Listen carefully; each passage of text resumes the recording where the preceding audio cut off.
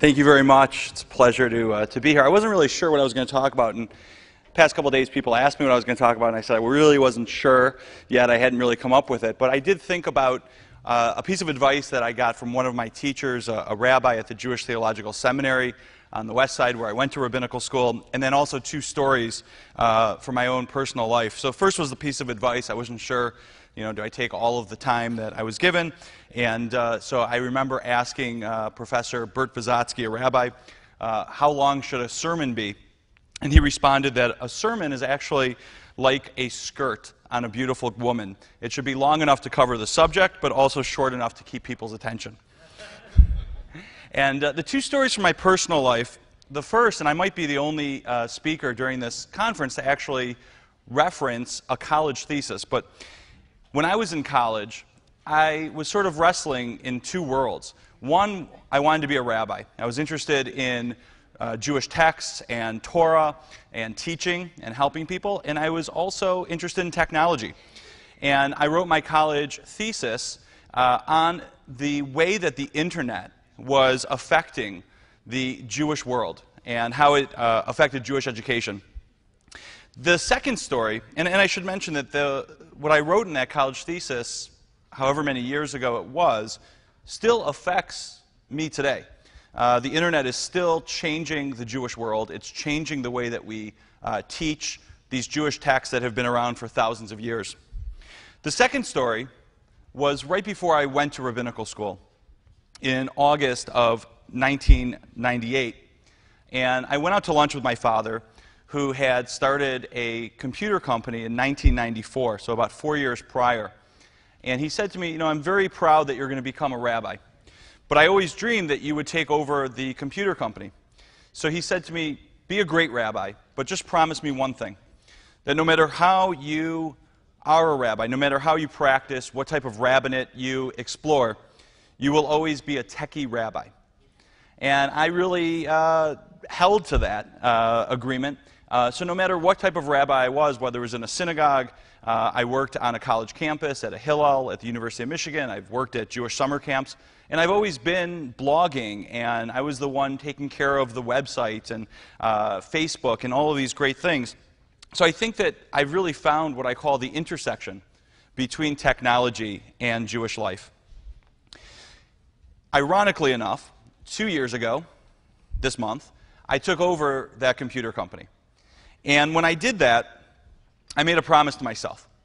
I said, if I'm going to run a computer company, I'm still going to be a rabbi. I'm not going to drop the title, I'm not going to drop the identity, and I'm certainly not going to drop the brand that I've created. And I'll talk a little bit more about what it means to have a brand, because no matter where you work, if you're in a school, any type of educational setting, it's important to promote the brand of that institution. But in today's day and age, we have to also take care of ourselves. We need to massage our own brand.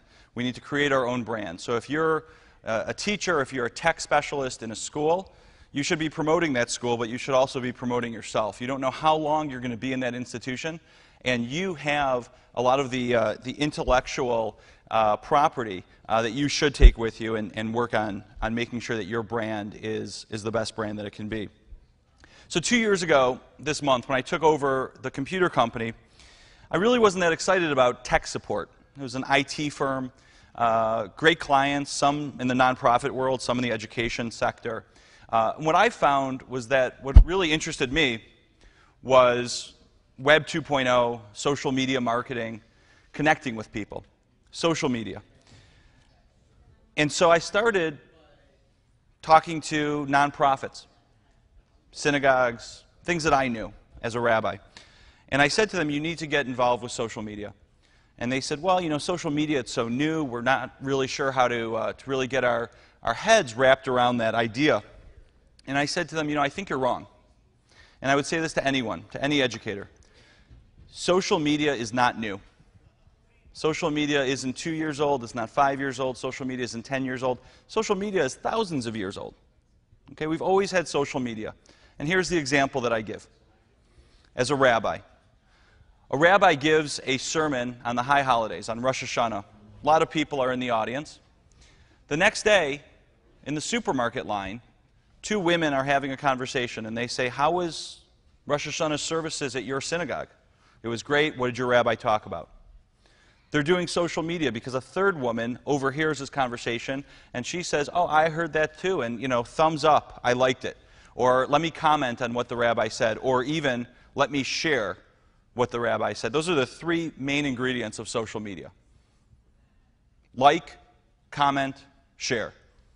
They're not new. They've been around forever. We've always been talking. We've always been socializing. Maybe the medium has changed, but the message has not. And the spreading of that message is what's new. That's what's changed. The amplification level, the exponential growth of the message has changed through social media. And that's what I tell people all the time. Social media is not new. We just need to figure out how to use it in the 21st century. So let me tell you a little bit about why I think social media is important in education. Right before I took over the company and I started doing social media marketing for nonprofits, I launched an educational program in the Metro Detroit area. It was a group of conservative synagogues in the conservative movement for teens. So it was a once-a-week Monday night school project. And I said, in order for us to reach these teens, what I call the 2.0 generation, we need to use social media to reach them. They don't email. They use Facebook. They check in places. They tweet, but by the way, they don't tweet the same way that we do.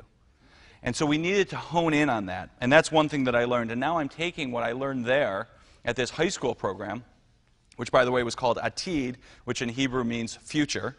And I've taken that to other synagogues, and I've said to other rabbis, you need to be getting on this future bandwagon.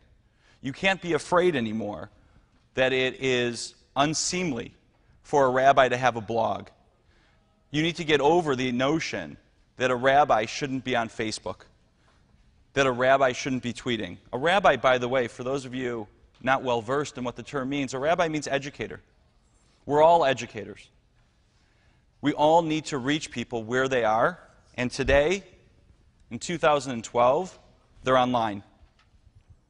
And that's how we're going to reach them. So let me tell you something. These rabbis would say to me, how is it that you have your own website, rabbijason.com? How is it that you're on Facebook? How is it that you're tweeting? How is it that you have a blog? You shouldn't do that. Those same rabbis today are contacting me and saying, we need you to consult. How can I get a blog? What is the acceptable use for a synagogue on Facebook? Should our synagogue have a Facebook page? Should we have several groups? Is it important that we're on Yelp? Should we have a YouTube account? What types of videos should we put on? Should we be live streaming our services? Should I allow people to tweet my classes? So those same rabbis who were aghast when I had a website and a blog and Twitter are now contacting me and saying, we understand now that I need to brand myself. We understand we need to brand the synagogue. We need to brand the day school. We need to brand the religious school. And what it means to have clout. How many of you, by the way, are familiar with clout.com? Okay, so most hands I just saw. This idea of social clout in the 2.0 age, in the digital age, is a different type of clout. I always describe it as, clout with a C is traditional clout. Clout with a K has to do with social media amplification. What it means to have clout as an educator or as a rabbi is totally different. And we've really come to a point now where the drawing board, the slate is clean. And I use as an example a rabbi with a huge congregation. So in Detroit, the largest congregation has 3,600 families, which equates to over 10,000 people. So the rabbi at that congregation, when he gives a sermon on Yom Kippur, is speaking to as many as 5,000 people. That's clout. That's good amplification. As a rabbi without a congregation, I'm not speaking to 5,000 people on Yom Kippur. But if I write a sermon, if I want to teach my own Torah, my own wisdom, and I broadcast that on my blog, which recently reached 500,000 page views, my reach is larger than his. He was able to teach to 5,000 people, and that's impressive, don't get me wrong, in real time, in real life. But if my message is able to go out digitally to so many thousands and thousands of more people, that's what I call clout in the digital age. And as educators, you need to remember that. You might be a teacher in a very small school, but you can actually have a larger reach than a teacher in a huge school. I want to take a look at a video. This is a video that I made a few months ago. If you remember when Rick Perry was still in the campaign race, this is something that I did. And take a look. This is about social reach. I'm not ashamed to say that I'm a Jew. Heck, I'm even a rabbi.